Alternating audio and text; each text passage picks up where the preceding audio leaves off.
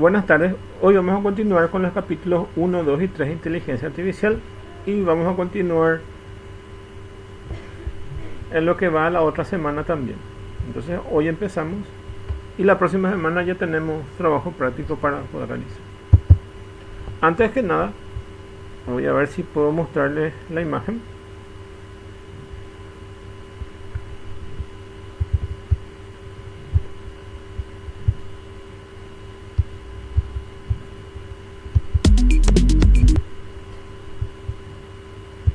Los trabajos. Ahí tienen la foto de este matemático conocido que se llama Alan Turing y es una de las personas que estuvo trabajando en un proyecto para descifrar la máquina en una guerra en una guerra mundial, y básicamente fue uno de los primeros informáticos, y él propuso una idea que se llama el test de Turing. Y este test lo que trata de hacer es poder entender cómo funcionan las máquinas y cómo funciona la computadora. Y el test es un poco futurista para su tiempo, más o menos 1950 más o menos. Y este señor propuso esta idea. La idea consiste en hacer un test donde básicamente se le pone a prueba a las personas y se le hace la pregunta si lo que le está respondiendo es una persona o una máquina. Entonces, la idea es que las máquinas evolucionen y se parezcan al comportamiento humano y también a cómo te responde un humano. Entonces, se usaron como si fueran tres personas. En realidad, es una persona quien hace la pregunta, otra persona que responde y una computadora. Entonces, el entrevistador o encuestador que hace las preguntas no sabe si va a preguntar a una computadora o si va a hacer la pregunta a una persona. Y en cada respuesta él tiene que marcar si es una persona o una máquina lo que le está respondiendo. Entonces, si la mayoría de las preguntas responde que es una persona, pero en realidad fue la computadora que respondió esas preguntas, entonces pasa el test de Turing. Y de eso se trata un poco la idea de este test. En realidad es un test muy teórico porque es muy difícil de saber si se responde o no con una computadora o una persona, por lo menos en su época, donde básicamente la computación no estaba muy avanzada. Entonces fue eso. Bueno, para ello vamos a una definición de inteligencia artificial donde dice: la facultad de la mente que permite aprender, entender, razonar y tomar decisiones y formarse una idea determinada de la realidad. Eso puede ser una definición de inteligencia artificial que puede ser aceptada. Otra definición puede ser: inteligencia es la habilidad para responder flexiblemente a diferentes situaciones, saber aprovechar circunstancias fortuitas, dar sentido a mensajes ambiguos o contradictorios, encontrar similitudes entre situaciones diferentes y generar nuevos conceptos e ideas innovadoras. Otra definición puede ser: programa de computación diseñado para realizar determinadas operaciones que se consideran propias de la inteligencia humana, como el autoaprendizaje. Puede ser otra definición de inteligencia artificial. Entonces, lo que se busca con la inteligencia artificial es acercarnos más a que el software y el hardware se puedan parecer más al comportamiento y al razonamiento humano. Para ello, sabemos que intervienen varias disciplinas, como dice aquí: estudiar los artefactos inteligentes, que son tanto el software como el hardware, y las disciplinas relacionadas que tienen que ver con la filosofía, matemáticas, psicología, lingüística, sociología y las ciencias computacionales. A esto podemos hoy en día agregar parte de lo que es la medicina a través de lo que sabemos los conceptos de redes neuronales, También podemos agregar las estadísticas, las probabilidades, las matemáticas y sobre todo hoy en día la ciencia de los datos, que está apoyada con la inteligencia artificial. De entre ellas vamos a ver algunas personalidades y yo les marqué aquí en rojo para que puedan ver mejor cuáles son las más importantes. Entonces las que están marcadas en rojo les dejo como las más importantes. El primero de ellos es el señor Alan Turing y se considera el padre de la inteligencia artificial y uno de los precursores de la informática moderna. Fue un matemático, informático teórico, criptógrafo y filósofo inglés. Uno de sus principales trabajos fue descifrar con su máquina alguna criptografía que tenían los alemanes. Entonces fue muy importante para descifrar la criptografía que tenían los alemanes. Por eso es que habla sobre que era criptográfico. Entonces era muy bueno en eso. Unas anécdotas que les puedo comentar respecto a este señor, que aparte de ser informático y de dar ciertas ideas hacia la informática,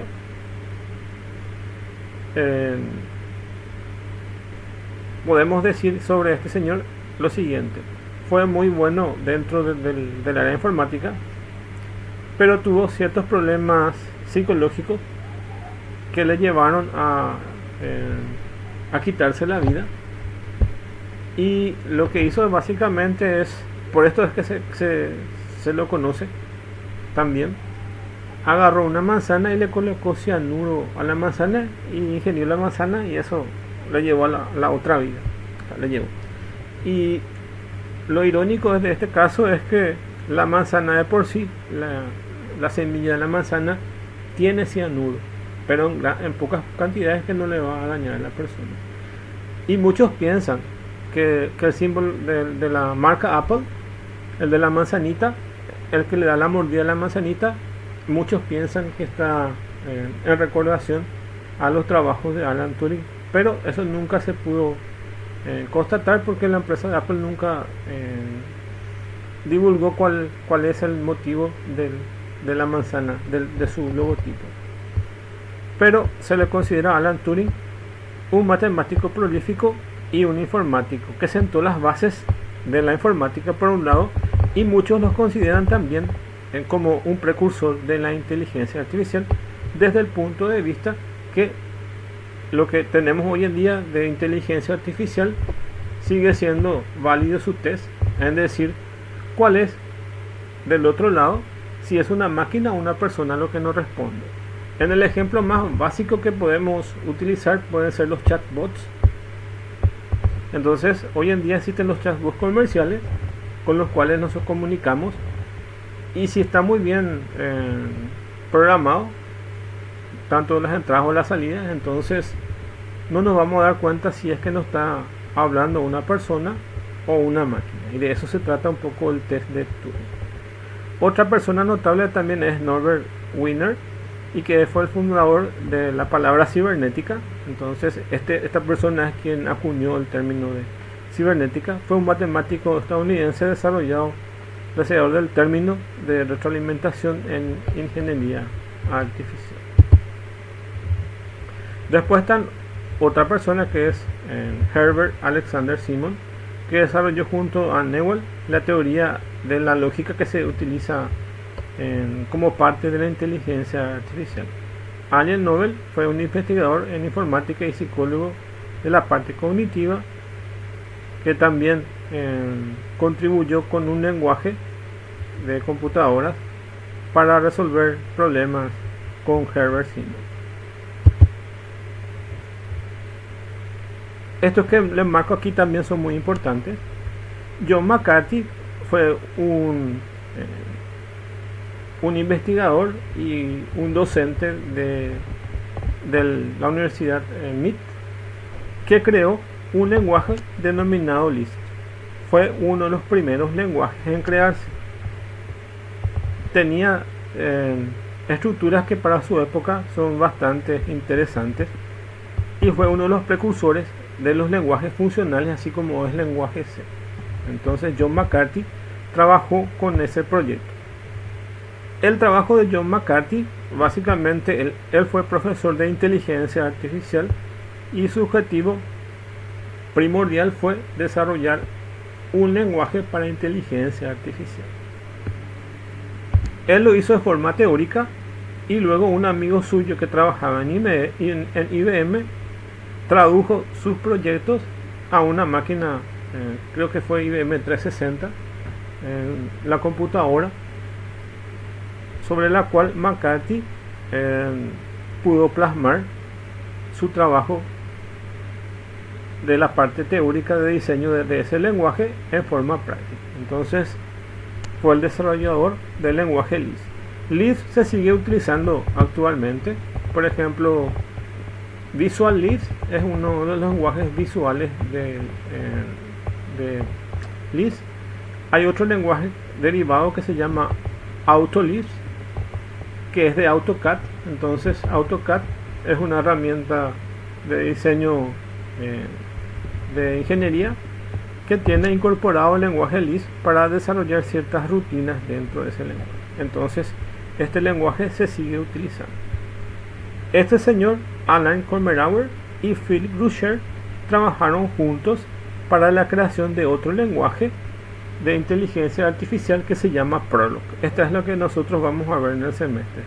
Nosotros vamos a ver el lenguaje Prolog, y este lenguaje Prolog tiene una base de conocimientos y un lenguaje que actualmente se usa, o sea, una herramienta que actualmente se usa mucho en nuestro mercado, o especialmente en el mercado latinoamericano, es el generador de código que se denomina GeneXus.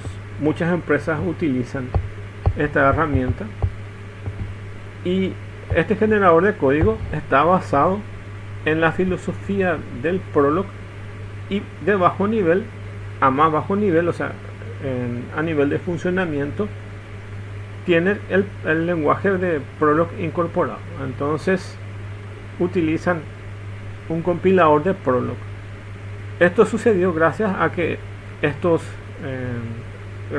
dos uruguayos que estaban trabajando en un proyecto querían hacer que su sistema incorpore inteligencia artificial, y en la época que ellos llegaron a utilizar o llegar a aprender, entonces ellos manejaban el Prolog y lo incorporaron a su herramienta de GeneXus, que es una herramienta que tiene un editor de texto, un editor de gráficos, y genera código a diferentes lenguajes, desde Visual Basic,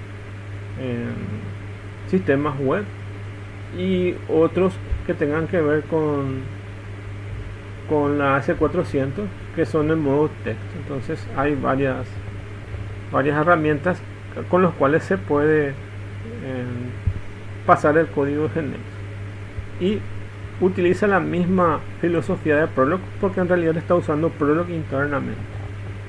Entre ellos, lo más importante es la base de conocimientos. Resulta ser que el Prolog tiene una base de conocimientos que es como una base de datos donde maneja toda la parte lógica. Ese mismo concepto lo llevaron al GeneXus. Entonces, quien maneja GeneXus, una de las principales herramientas que tiene es su base de conocimiento. Entonces, relacionando el Prolog con el GeneXus, van a encontrar muchas similitudes, ya que internamente fue desarrollado el GeneXus con Prolog. Existen otros personajes que también contribuyeron mucho: Charles Forgy, George Devol, Victor Sneyman y Edward Feigenbaum. Entonces cada uno de estos desarrolló sistemas de inteligencia artificial. Por ejemplo, Victor Sneyman creó un brazo robótico denominado Puma. Charles Forgy desarrolló una familia de lenguajes que se denominan OPS. Entonces, en estos años, más o menos 1970. Bueno, De entre las ramas más importantes de la inteligencia artificial se encuentra la rama lógico-matemática, ya que el Prolog y otras herramientas utilizan específicamente la parte lógica matemática para poder hacer inteligencia artificial. Hoy en día sí son bastante diferentes. Hoy en día no se usa tanto la parte de lógica matemática. O sea, depende de qué es lo que uno quiere desarrollar con inteligencia artificial. O va a usar la parte lógica matemática. Hoy en día se usan más las redes neuronales, que tienen que ver con algunas fórmulas matemáticas de derivadas e integrales generalmente, y otros tipos de algoritmos. Entonces existe una rama que es lógica matemática, que se sigue utilizando, una rama de la psicología que está intrínsecamente relacionado con esta parte de lógica matemática, la rama de la informática, que es quien dio pie para que se pueda utilizar la inteligencia artificial, y la rama de simulación, ya que muchas de las herramientas permiten la simulación. Casi todas las herramientas, la idea es que se pueda simular cosas que en la práctica son muy complicadas de hacer. Como sabemos, simular situaciones es mucho más económica que poder hacer eso en forma real. De hecho, hay cosas que no se pueden obtener informaciones de forma natural. Imagínense que podemos simular, por ejemplo, un estado de un marketing de una empresa y simular la venta de productos y ver cómo se va a comportar un producto en el mercado. Es mucho más fácil que lanzar directamente un producto al mercado y no saber si va a tener éxito o fracaso. Entonces, simulando podemos saber eso. O también podemos simular situaciones de algún juego, o también podemos simular situaciones, por ejemplo, con el COVID se ha llegado mucho al tema de simulación y se ha pronosticado si en qué tiempo más o menos la enfermedad iba a estar en su pico máximo o en su pico mínimo. Entonces son las simulaciones. Y dentro del área de ingeniería, ni qué decir, se utilizan mucho las simulaciones, ya que imagínense ustedes que construir un edificio bastante costoso, y también por seguridad, entonces se puede simular si va a soportar ciertas cargas, viento y otras condiciones atmosféricas. Es mejor simular que antes que construir y luego se viene abajo una construcción. Entonces, por ese lado siempre conviene más la simulación. Los pilares de la inteligencia artificial según Nielsen. Entonces, uno de ellos es la búsqueda de estados requeridos para un conjunto de estados producidos por acciones posibles. El otro es el algoritmo genético, que análogo al proceso de la evolución de cadenas de ADN. Otras son las redes neuronales artificiales, que ya les dije que son las redes neuronales, que son las que más se utilizan hoy en día, y una de sus herramientas que más se utiliza es el lenguaje Python, con una librería que es TensorFlow, y actualmente se está migrando la misma herramienta de TensorFlow a JavaScript o JavaScript. Entonces estamos teniendo el acceso a la inteligencia artificial en las páginas web a través de JavaScript. Eso es bastante interesante. Yo al menos estaba conociendo solamente las redes neuronales que se trabajaba con Python a través de TensorFlow, pero me estaba fijando en estos días que también están posibilitando la misma gente de Google, que es la que está haciendo esta librería, de migrar también desde Python los proyectos que se tenían en Python con inteligencia artificial en JavaScript, de tal forma que podamos hacer también eso mismo a través de JavaScript. Y con respecto al tema de algoritmos genéticos, también es un campo bastante explotado y se utilizan hoy en día desde hace 20 años más o menos. Parecería mucho el tiempo, pero la cantidad de información científica siempre se produce a través de los algoritmos genéticos son bastante interesantes. Si ustedes buscan en internet o buscan en las universidades o en algún sitio de investigación, van a encontrar muchos materiales y diferentes tipos de tesis, ya sea a nivel de pregrado, grado y posgrado, y doctorados que hablan de los algoritmos genéticos, porque tienen mucha aplicabilidad en la parte práctica este tipo de algoritmos genéticos. Existen los algoritmos genéticos y los algoritmos de optimizaciones. Lo que pasa es que estos algoritmos genéticos están dentro del grupo que son algoritmos de optimizaciones, y estos algoritmos de optimizaciones son los que se utilizan para diferentes trabajos. Uno, como les dije ya, básicamente uno de los algoritmos genéticos o de optimización es el caso de los programas que incluyen el recorrido de rutas. Por ejemplo, si vamos a distribuir productos o mercaderías, entonces si somos una empresa distribuidora, podemos utilizar Google Maps para poder hacer el camino más óptimo, porque son algoritmos de optimización, y tener entonces la ruta más corta a nuestros lugares de destino, donde vamos a ir dejando los productos de nuestra distribuidora, que es una distribuidora comercial que envía productos de un punto A hasta un punto B, un punto C o un punto D. ¿Qué se puede hacer? Se puede usar estos mismos algoritmos genéticos, ya sea en programas comerciales que tienen esa capacidad, o incorporarlos directamente desde nuestro punto de vista, estos mismos algoritmos con nuestros mismos algoritmos creados. No hace falta trabajar mucho, ya que existen en la red ya diferentes tipos de algoritmos que ustedes pueden copiar y utilizar.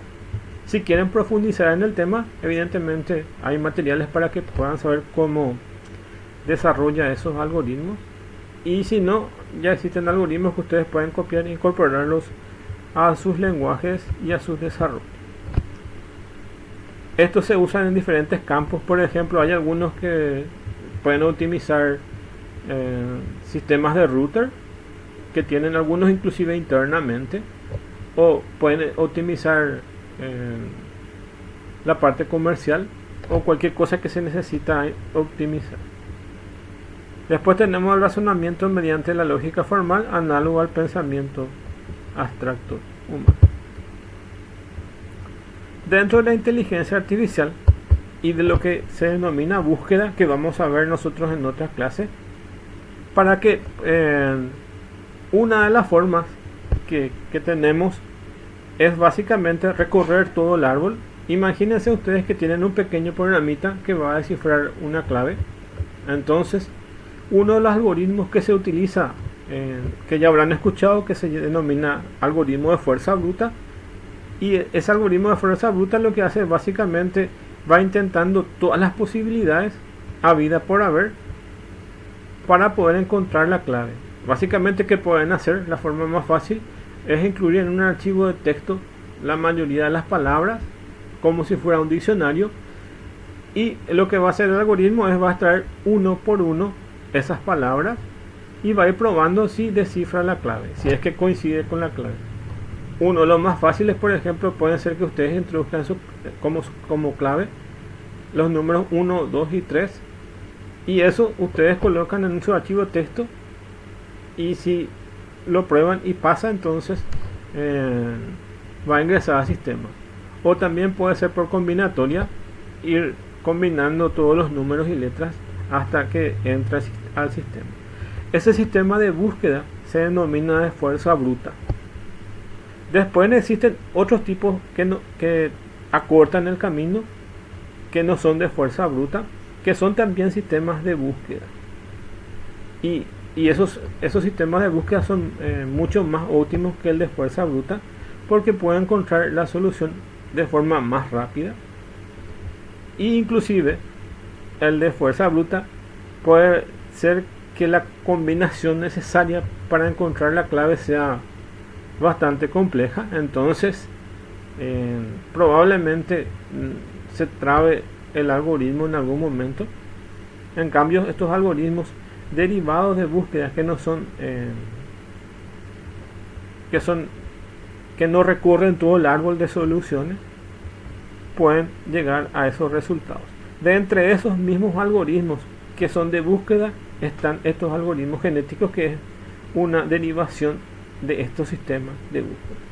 También juegos como por ejemplo el Pac-Man. El Pac-Man tiene un algoritmo de búsqueda que le permite dentro del juego manejar los fantasmas y el mismo Pac-Man que va comiendo a su paso durante el juego. De entre estos tipos de algoritmos de búsqueda están estos algoritmos de heurística, y están los algoritmos más simples y están los algoritmos que utilizan heurística. Y dice, por ejemplo, ¿qué es heurística? Es la técnica de indagación y descubrimiento. Como ven aquí, le estuve hablando de búsqueda, o sea, le estuve mostrando básicamente qué se refiere a esta búsqueda. Entonces, por eso tienen ahí esto que dice acá: descubrimiento, y es la búsqueda o investigación de fuentes históricas. Es alguna de las ciencias de manera de buscar, siempre busca una solución de un problema mediante un método no riguroso. Por tanteo, reglas empíricas, la solución encontrada puede no ser la más adecuada. Bueno, si tenemos este algoritmo de búsqueda y decimos que este algoritmo de búsqueda es de fuerza bruta, entonces sabemos que va a explorar todas las soluciones, aunque el costo informático sea muy alto, inclusive se pueda trabar la computadora, pero como tienen todas las posibilidades, es probablemente que un algoritmo de fuerza bruta encuentre el resultado. No así estos algoritmos de heurística, que básicamente lo que hace es simplificar ciertos procesos de tal forma que se pueda encontrarlo de forma más fácil, por lo que dice aquí que la solución encontrada no puede ser la más adecuada. Puede encontrar una solución, pero no es la más adecuada. Por ejemplo, puede ser un juego que ustedes le coloquen a una persona en un laberinto, o a un robot en un laberinto, y él busque la solución. Entonces, si es de fuerza bruta, va a ir probando todas las posibilidades. O sea, el robot va a entrar por una parte del laberinto, va a buscar la salida, y si no encuentra, va a ir regresando por donde estuvo ingresando hasta la entrada otra vez, y ir probando todas las posibilidades. Eso con un algoritmo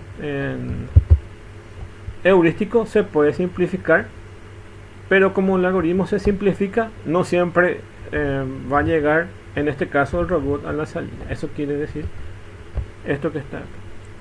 Para que se pueda hacer ese trabajo, y dentro de lo que es ingeniería del conocimiento, que es también en una parte relacionada con inteligencia artificial, que es otra materia que se tiene dentro de la universidad, también se habla de representación del conocimiento. Dice, la representación es una cuestión clave a la hora de encontrar soluciones a problemas planteados.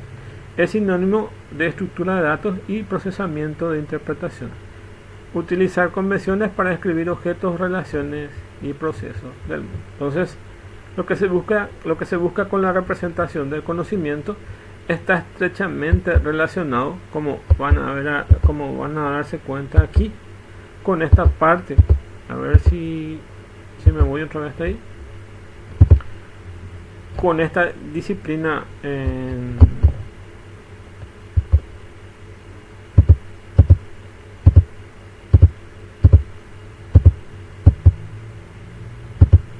está estrechamente relacionada con esta disciplina de la lógico-matemática, y básicamente yo le estuve hablando de Prolog, y esta representación de conocimiento está estrechamente relacionado con ese tipo de sistemas, con sistemas que tienen base de datos de conocimiento.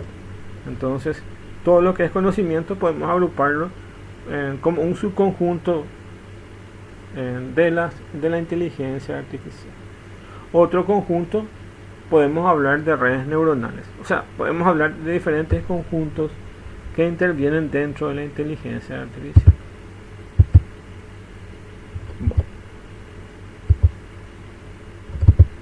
De las cosas que propuso este señor que se llama Alan Turing, que les quería mostrar el video pero no sale el sonido, Entonces, él propuso esta parte que dice sistemas que piensan como humanos, sistemas que actúan como humanos, sistemas que piensan racionalmente y sistemas que actúan racionalmente.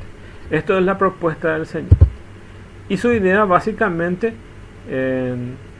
como ya vimos, es tratar de simular un sistema y que una persona le haga el test a la máquina y luego diga si es una persona o un humano. Y acá en este cuadro tenemos básicamente la síntesis de lo que viene a ser estas categorías de la inteligencia artificial. Y lo que yo hice acá es marcar la parte más importante. ¿Qué son sistemas que piensan como humanos? Dice el nuevo visitante de esfuerzo para hacer que las computadoras piensen como humanos. Entonces, que estas computadoras piensen es el primer elemento que tenemos. Dentro de eso tenemos también este sistema que actúan como humanos y dice el estudio de cómo lograr que las computadoras realicen las tareas que por el momento los humanos hacen mejor. Que por ejemplo hoy en día todavía el humano hace mejor con respecto a las máquinas. Podemos suponer por ejemplo que la parte de razonamiento todavía el humano hace mejor, y la parte de interpretación y la parte de decisión, como dijimos, la decisión de los humanos todavía es mejor que las máquinas, porque nosotros tenemos el poder de interpretar. Imagínense que estamos diciéndole a la computadora ciertas ideas y todavía el conocimiento o el área de aplicación de las computadoras es muy pequeño con respecto a lo que tienen hoy en día la capacidad humana. O sea, lo que les quiero decir que básicamente si tenemos un sistema de procesamiento natural que básicamente que la computadora entienda en un lenguaje hablado o un lenguaje escrito lo que yo le quiero decir. ¿Cuáles hoy en día las ventajas del ser humano? Es que nuestro lenguaje siempre es ambiguo. Podemos decir una idea, pero se puede interpretar de varias formas. Y la capacidad del hombre es básicamente esa capacidad de poder interpretar. Yo puedo decir ciertas ideas de diferentes formas y cada persona con quien hablamos va a tratar de interpretar y lo va a hacer de forma correcta. Pero una computadora no, la computadora lo va a entender de forma literal. Entonces no tiene esa capacidad de actuar como humano ni pensar como humano. Entonces esas son las limitantes que tenemos. Si tenemos que actúan como humanos, entonces podemos decir que tampoco tiene sentimientos la computadora, entonces no actúan como humanos. Sistemas que piensan racionalmente, entonces el estudio de los cálculos que hacen posible que pueda percibir, razonar y actuar como un humano. Las computadoras pueden a través de la lógica tener ciertos pensamientos, pero racionalmente solamente el humano es lo que tiene la capacidad de raciocinio, que pueda razonar y llegar hasta un punto del conocimiento que actualmente las máquinas no lo pueden hacer. O sea, básicamente lo que les puedo decir, actualmente por ejemplo podemos reconocer en algún video o en alguna foto ciertas características de ciertos animales. Por ejemplo, hoy en día tenemos a través de la visión artificial la capacidad de reconocer objetos, ya sea material o inmaterial. Imagínense que tienen que reconocer ciertos animales, ciertos perros, gatos u otros animales. La computadora de hoy en día, el sistema computacional o robótico de hoy en día, tienen la capacidad de reconocer que es una persona, que es un gato, que es un perro. Pero mayor información además de eso probablemente no pueda obtener. O sea, no va a saber si el gato está haciendo alguna actividad. En cambio el humano puede, por ejemplo, decir que el gato se está alimentando, que el gato está durmiendo y otras cosas. Y para las computadoras eso, llegar hasta cierto nivel de racionamiento es más difícil. Después tenemos los sistemas que actúan racionalmente y se refiere a la inteligencia computacional en el estudio del diseño de agentes inteligentes, que vamos a ver enseguida de qué se trata eso. Y esto básicamente lo que se está tratando de hacer es como si fuera el tema de los sentidos. Nosotros los humanos percibimos a través de los sentidos lo que hay en nuestro medio ambiente y reaccionamos a ese medio ambiente. Por ejemplo, si estamos parados en ciertos lugares y estamos parados cerca de donde hay ciertos insectos, entonces esos insectos nos pueden picar, por ejemplo, y vamos a reaccionar contra esos insectos. Y tenemos esa capacidad de reaccionar. También tenemos esa capacidad de obtener información del medio ambiente. Por ejemplo, sabemos que hace calor o sabemos que hace frío. Tenemos esos sensores de temperatura, o tenemos la parte visual y podemos captar información del medio ambiente. Bueno, y con respecto a esto vamos a ver qué son los agentes inteligentes, que básicamente podemos pensar como si fueran pequeños robots, o vamos a ver enseguida. Esto ya vimos la clase pasada y se refiere a lo que es inteligencia fuerte y lo que es inteligencia débil. Dijimos que inteligencia débil es cuando la inteligencia artificial todavía no le alcanza al hombre, que es la condición actualmente. Es una cuestión más teórica que práctica. De hecho, no existe esta inteligencia artificial fuerte, ya que la inteligencia artificial todavía no es capaz de tener todas las capacidades que tiene el ser humano. Entonces, nuestra condición actual es inteligencia artificial débil. Entonces, acá se relacionan todo ese trabajo. Sistemas que piensan como humanos ya vimos, sistemas que actúan como humanos también, y sistemas que actúan de forma racional. Acá está el test de Turing para que se puedan dar la idea. Entonces, de este lado tenemos las computadoras y aquí tenemos una persona y un individuo que va a hacer las consultas, y va a hacer las consultas y puede responder esta persona o puede responder esta computadora.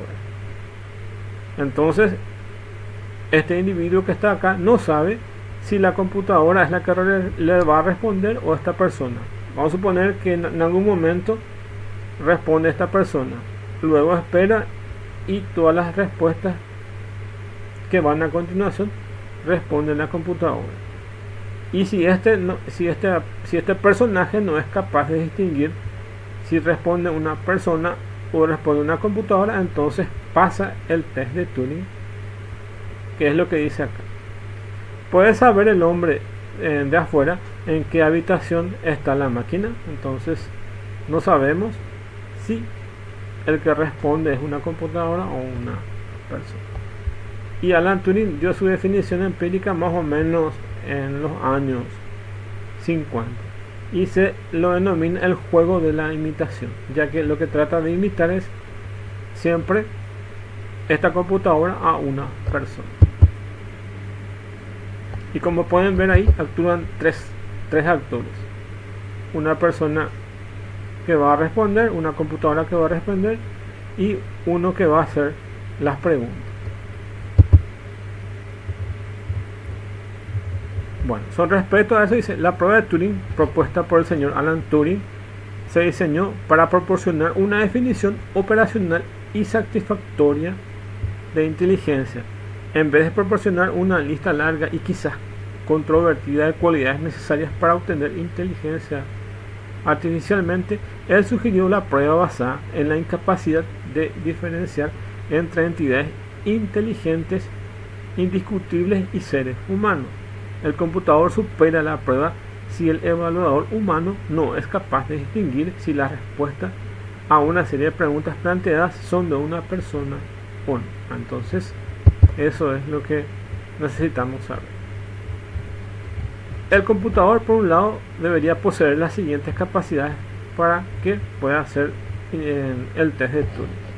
Tiene que tener básicamente procesamiento del lenguaje natural si es posible. Eso sería poder comunicarse de forma hablada. Entonces yo le hago una pregunta, acá dice en inglés, pero puede ser en cualquier lenguaje.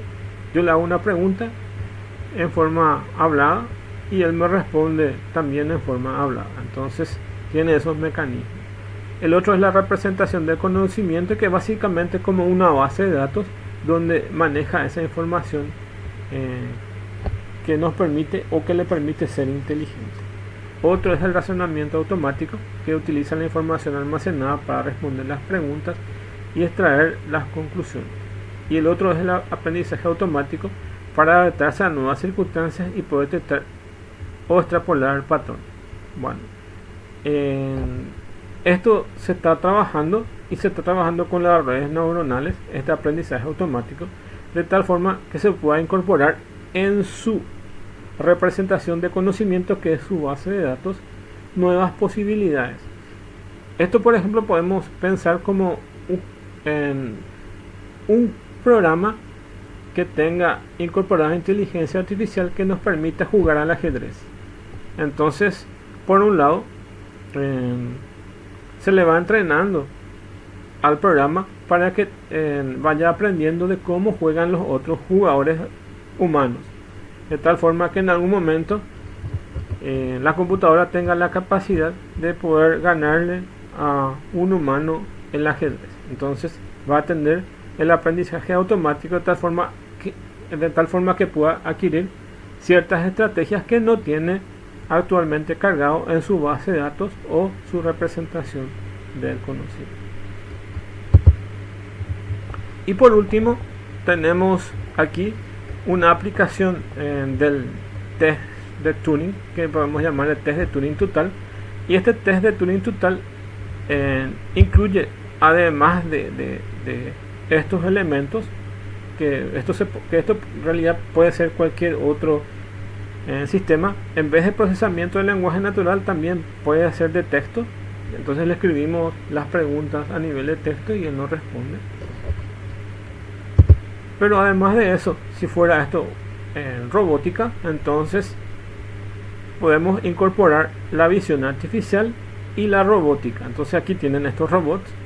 Estos robots se los programa para que puedan jugar un partido de fútbol, como ven aquí. Acá está la pelota y ellos van a jugar un partido de fútbol como si fueran humanos. Entonces aquí se los programa. Y acá en los ojos tienen la parte de visión artificial, y para sus movimientos la parte de robótica. Entonces la parte de inteligencia artificial está guardada aquí con sus ojos, donde tienen incorporadas unas cámaras, y eso hace que se le pueda incorporar esta visión artificial. Y la robótica, que estos robots puedan moverse para seguir la pelota. Entonces esto es una aplicación actual de lo que sería el test de Turing. Bueno, y llegamos hasta aquí. Y la próxima semana vamos a hablar más del tema, que son los agentes inteligentes. Estos agentes inteligentes son una representación de estos robots, que lo que hacen es tratar de imitar ese proceso. En este caso, en este gráfico vemos unos robots, pero también recordar que pueden ser simplemente software. Entonces un agente puede ser tanto un robot o como un software. Entonces son estos. Y este agente básicamente tienen sensores. En este caso vamos a suponer que es justo ese robot que está aquí, para hacerlo más fácil de entender. Entonces él adquiere información a través de sus sensores. Estos sensores son sus ojos, que son cámaras. Entonces aquí tiene su ojo y percibe del medio ambiente esa información, que son sus sensores. Y luego ingresa esa información acá en su sistema, y sabemos que esto es en una computadora o una máquina que tiene un cerebro electrónico, y básicamente tiene una parte inteligente, que es lo que le llaman razonamiento lógico y poder aprender.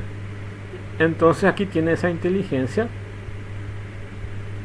y esas percepciones del medio ambiente se hacen a través de esos sensores que ven aquí, que se denominan percepciones, y ingresan al robot a través de su visión, que son las cámaras. Y como ven ahí, este robot tiene la capacidad de moverse y poder seguir la pelota. Entonces a esas acciones que están aquí, que también se refiere a que afectan a su medio ambiente. Entonces, por un lado tienen las percepciones y por otro lado tienen las acciones. Entonces, que ese robot se mueva dentro del área de la cancha, entonces genera acciones. Y a ese efecto de producir movimiento se le llama efectores. Entonces aquí tienen la denominación de lo que es un agente inteligente. La definición dice un agente inteligente es una entidad capaz de percibir su entorno, procesar tales percepciones y responder o actuar en su entorno de manera racional, es decir, de manera correcta y teniendo a maximizar un resultado esperado. Un agente inteligente puede ser una entidad física o virtual, es decir, puede ser una combinación de hardware-software, que sería robótica, o una combinación exclusivamente de software, que sería un desarrollo de software de inteligencia artificial. Bueno, y ahí terminamos la clase, y entonces nos vemos la próxima semana ya con las tareas formales dentro de la materia.